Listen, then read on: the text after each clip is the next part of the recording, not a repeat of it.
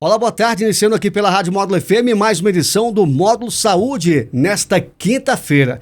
E a partir de agora você me acompanha através do seu radinho tradicional e também através das plataformas digitais da Rádio Módulo FM, Facebook ao vivo e também no YouTube ao vivo. E nessa edição eu recebo pela primeira vez aqui no Módulo Saúde a psicóloga e pós-graduada em ABA para autismo e deficiência intelectual, a Vanessa Cristina Silva. Vanessa, seja bem-vinda aqui à Rádio Módulo FM, em especial nesse quadro que é o Módulo Saúde. Boa tarde. Boa tarde, Jane. Boa tarde a todos que estão assistindo a gente. Obrigada pela oportunidade de estar aqui. Vanessa, ontem, quarta-feira à noite, lá no Centro Universitário do Cerrado Unicef, você proferiu uma palestra, né, com o tema Autismo e Assentimento, né? O que se trata? Como é esse tema? De que forma que você trabalhou esse tema ontem lá, né, com as pessoas que compareceu lá? A gente está em abril, né, em comemoração ao Abril Azul, né, que é o mês de conscientização do autismo, né, e não só esse ano, mas há vários anos já se vem falando muito sobre o autismo, né? As pessoas vêm falando que vem aumentando muito o número de casos, né?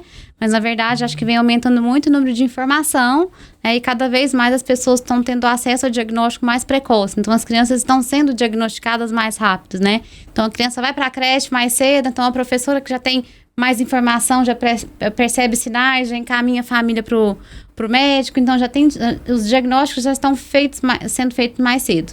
E as crianças estão começando a ser estimuladas mais cedo, né? Mas assim, antes de começar a falar do assentimento, que é o que trouxe aqui a palestra ontem e o que está me trazendo aqui hoje, eu vou começar a falar como que eu comecei a trabalhar com autismo e como que eu cheguei aqui. Isso.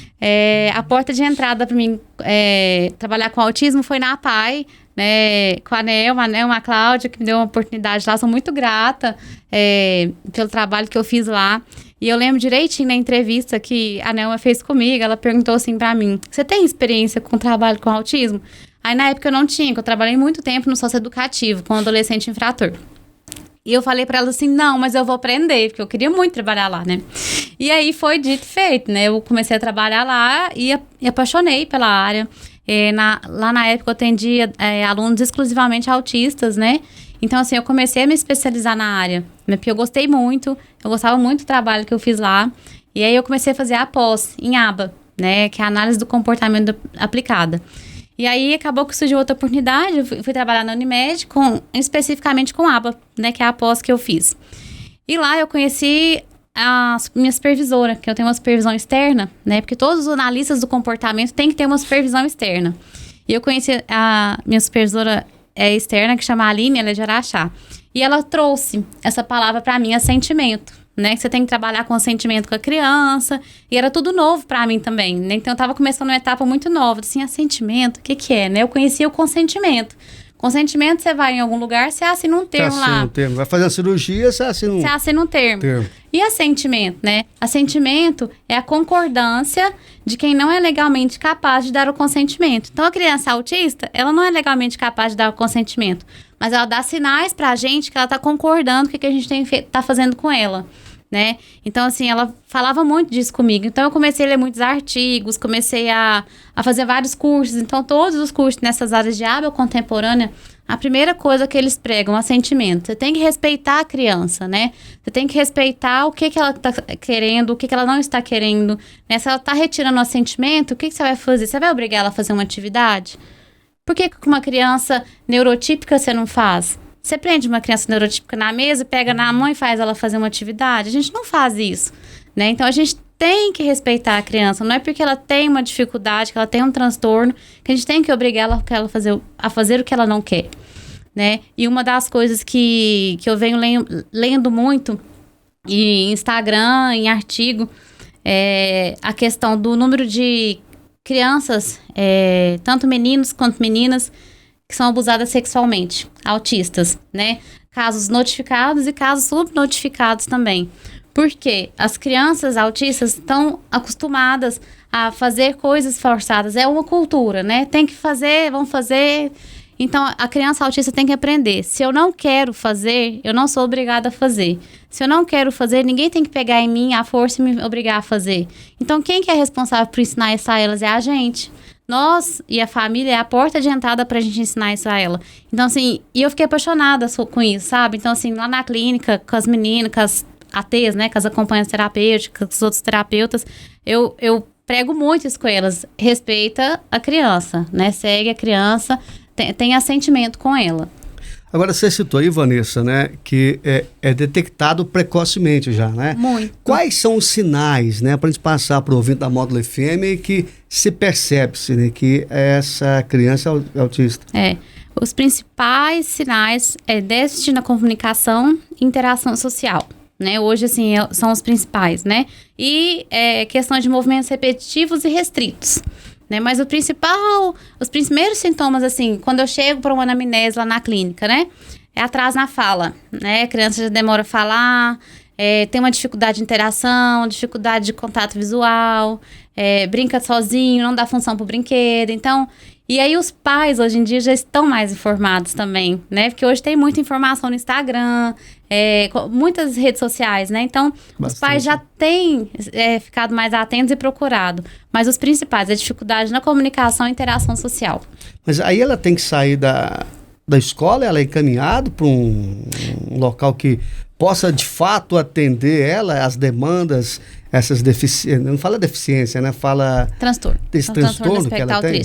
Então, geralmente a criança, quando é bebezinho, né? Esses dias eu recebi uma criança de 1 ano e 2 meses, né? E foi a mãe que percebeu em casa e levou no neuropediatra. O ideal é que quando você percebe os primeiros sinais, você leva a criança no neuropediatra. Ou no pediatra, o pediatra encaminha também, né? Na escola, a escola percebeu, encaminha para o neuropediatra. Chama a família, conversa com a família, levar a criança no neuropediatra, né? E aí tem diversas terapias que são feitas, né? Psicólogo, fono...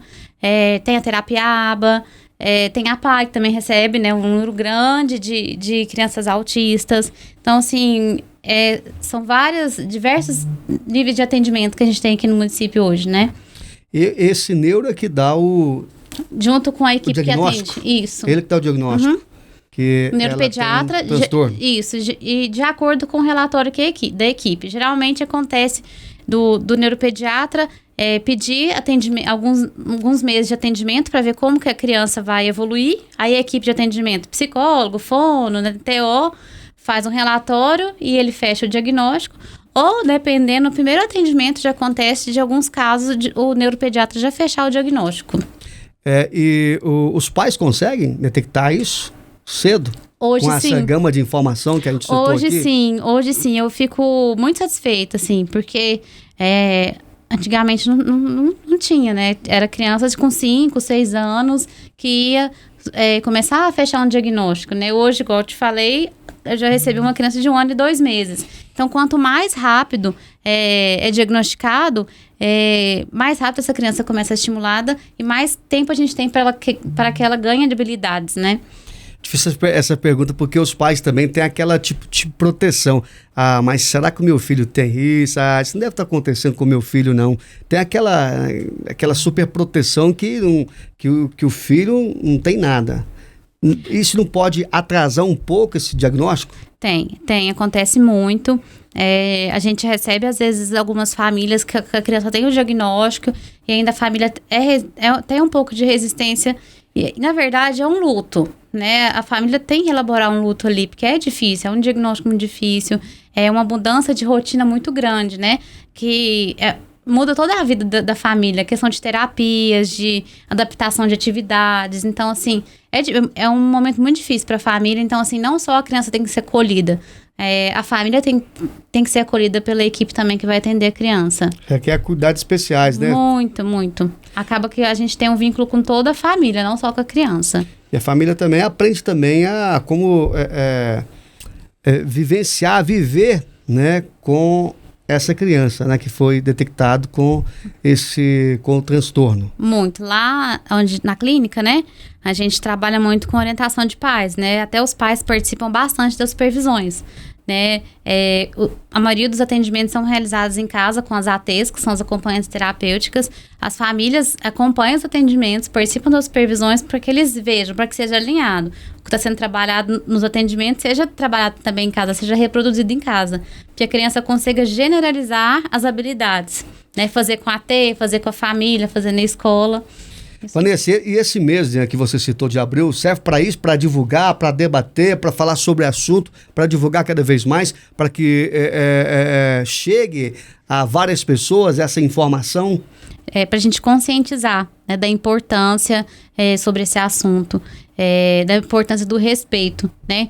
Porque eu falo muito com as meninas que acima de qualquer procedimento, de qualquer técnica, a gente está ali para trabalhar relações com a criança, a gente está ali para relacionar com ela, né? E a gente precisa aprender isso. A gente, além de profissional, a gente é uma pessoa que está tentando se relacionar, né? Que está buscando interagir com ele. A gente precisa mudar a nossa forma de manejo com essas crianças. Nesse finalzinho, qual a sua mensagem para a população, para os ouvintes da Rádio Módulo FM, especialmente para quem, né, está nos acompanhando nesse exato momento aí e acompanhando aí sobre esse tema? Eu acho que a gente tem que cada vez mais buscar mais informações, né? Estudar, nos capacitar, os pais tirar dúvidas, correr atrás, qualquer dúvida em relação ao atendimento dos filhos, tirar dúvida com os terapeutas estudar mais sobre a questão do assentimento, respeitar mais, seguir a liderança da criança, seguir a questão das vontades da criança e respeitar o assentimento dela e a retirada do assentimento também. Muito bem, Vanessa, obrigado pela participação, pela primeira vez conosco aqui no Módulo Saúde, especialmente desta quinta-feira. Muito obrigada, Jane, e obrigada a todos que estão aí assistindo. Muito bem, recebi nessa edição do Módulo Saúde dessa quinta-feira a psicóloga e pós-graduada em ABA, né, para autismo e deficiência intelectual, a Vanessa Cristina Silva. O Módulo Saúde fica por aqui, de volta na próxima quinta-feira. Lembrando que você pode rever essa entrevista através das redes sociais da Rádio Módulo FM, Facebook e também no YouTube. Tenham todos uma ótima tarde. Tchau, tchau.